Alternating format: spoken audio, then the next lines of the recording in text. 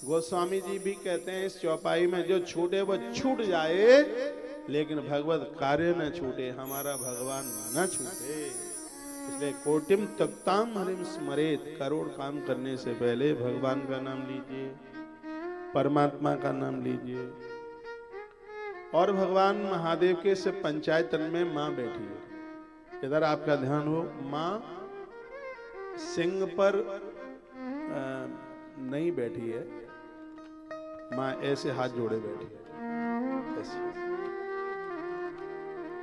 मां हाथ क्यों जोड़े है? शंकर जी को प्रार्थना कर रही है, कहती है कि मंदिर में सब मेरे बेटा बेटी आ रहे हैं, आपसे प्रार्थना है इनके भंडार भर दो। मां आज तक प्रार्थना करने में लगी। लोग शंकर जी के ऊपर एक लोटा जल चढ़ा के आ जाते हैं, वो देखते ही नहीं मैया जी कहाँ बैठी है, गणेश जी कहाँ है, कार्तिकेय जी कहाँ है, नंदी जी क्या कर रहे हैं। फिर चौथे नंबर पर नंदी, और नंदी तो ऐसे समझो जैसे राम जी के हनुमान, इनके कान में जो कह दोगे ये फरियाद कटेगी नहीं, ये प्रार्थना पत्र निष्क्रिय नहीं हो सकता। नंदी के प्रति हम लोगों की बड़ी श्रद्धा है। और एक आनंद की बात और सुन लीजिएगा, भगवान शंकर की कथा का, शिव पुराण का प्रथम वक्ता भगवान महादेव, प्रथम श्रोता नंदी महाराज हैं। शंकर जी ने नंदी को ही कथा दी। तो नंदीश्वर ये सिर्फ पंचायतन है, हो सके तो आप अपने घर में पूरा सिर्फ पंचायतन बैठाइएगा। और आनंद की बात है, घर में भगवान को बैठाते तो प्राण प्रतिष्ठा कराने की भी जरूरत नहीं है, क्योंकि प्राण प्रतिष्ठित प्रतिमाओं को उठा रख सकते नहीं है, इनको तो चाहे जहां उठा के चाहे जहां रख लो, चाहे बैठा लो। हमारा पूरा मंदिर लगा है यहाँ प्रेमपुरी आश्रम में, जहां जाते हैं वहीं हम भगवान के संग चलते हैं, भगवान हमारे संग, हम भगवान के साथ चलते हैं, और वहीं जाकर के मंदिर लगता है।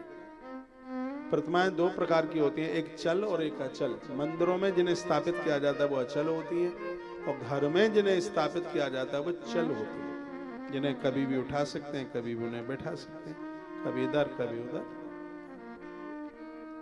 तो यह होना चाहिए। सिर्फ पंचायतन की बात आप सुन रहे थे। भगवान शिव कल्याणकारी देवता हैं, इनके बिना तो कुछ भी बढ़िया हो ही नहीं सकता। दक्ष प्रजापति इनका अपमान करता है। दक्ष प्रजापति, कथा उसकी आती है कि उसके साथ में क्या हुआ था। कल आप श्रवण कर रहे थे, बड़ी अद्भुत कथा, जहां से महापुराण के कुछ नियम और विधि का वर्णन किया गया। तत्पश्चात पूछा कि जीव का कल्याण हो उसको क्या करना चाहिए, तो सूत जी कहते हैं 3 काम करें। मननम कीदृशम ब्रह्म श्रवणम चाप कीदृशम कीर्तनम बा कथम तस्या कीर्ति दतस्तायथम। सुन नहीं रहे हैं आप, फिर मैं आरती कराए देता हूं, नहीं सुन लीजिए। 3 बातें बताई, एक का नाम है मनन, एक का नाम है श्रवण, और एक का नाम है कीर्तन। वो तो बहुत बड़ा श्रोता है जिसके पास ये तीनों चीजें चल के आ जाए। मनन, उसको आप हृदय में उतारिएगा, उसे आदत में लेकर के आइएगा। किसी ने आज ही हमने दीक्षा दी 2-3 माताओं को, तो मुझे पूछा गया, तो ये तो कहते हैं कि गुरु मंत्र चलते फिरते नहीं जपना चाहिए। मैंने कहा यदि तुम गुरु मंत्र जपते हो तो इसको बिना जपे बिना रह ही नहीं सकते। मल मूत्र में भी गए होंगे तो भी अंदर से चल ही रहा होगा, और किसी की ताकत भी नहीं है कि उसे कोई रोक करके बता दे। तो अंदर तक इतनी जगह बना लेता है कि उसके बिना कोई रह ही नहीं सकता। मन में उतर जाए, गहराइयों में उतर जाए, यही तो साधना का तत्व है। जो आपके पास आता है लोगों को सुनाइए, जो आपके साथ घटनाएं घटी हैं उसका स्मरण कीजिए, इसमें कल्याण। आप किसी तीर्थ यात्रा के लिए गए और बार बार वो बातें आपको याद आती है, ऐसे दर्शन किया, ऐसे वंदन किया, ऐसे परिक्रमा लगाई, ये भजन है, ये भक्ति है। तीर्थ यात्रा हम क्यों करते हैं? क्योंकि जीवन के अंत में भी यदि एक भी स्मरण याद आ जाएगा तो जीव का कल्याण होगा।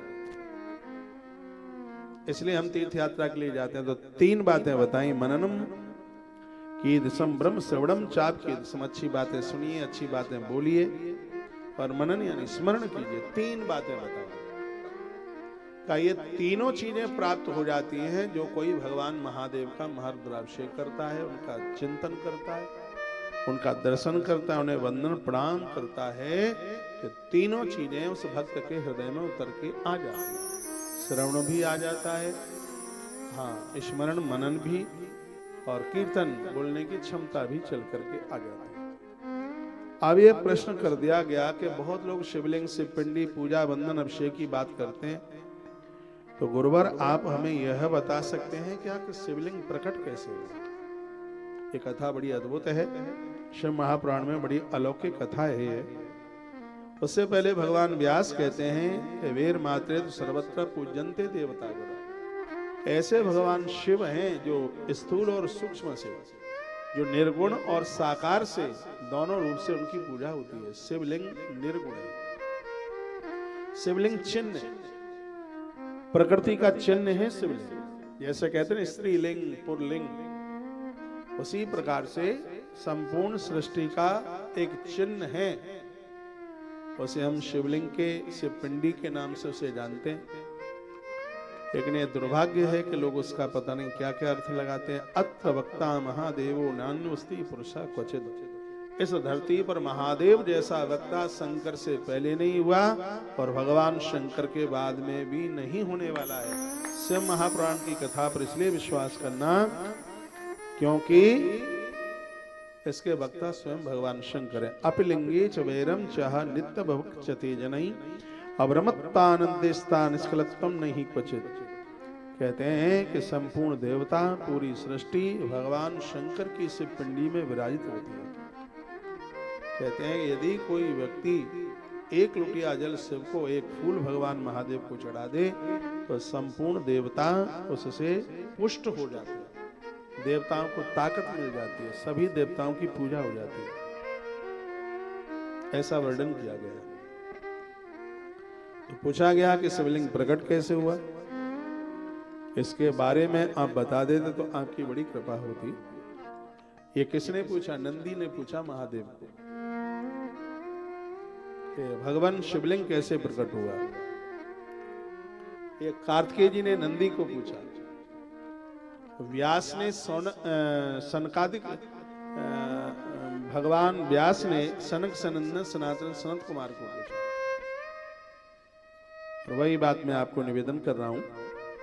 जब कार्तिकेय जी ने पूछा तो नंदी बता रहे, पुरा कदाचिद योगीन्द्र विष्णु विषधरासन सुस्वाप परया भूत्वा स्वानुगैरपि संवृतः।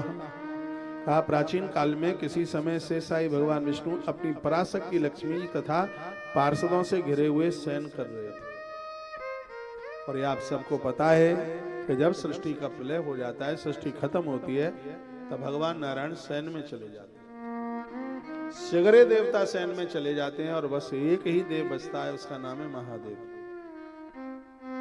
एक महात्मा बचता है जिसका नाम है मार्कंडेय, और एक नदी बचती है जिसका नाम है मां नर्मदा। इसके अलावा कुछ नहीं, सब जल मल, कुछ नहीं बचता।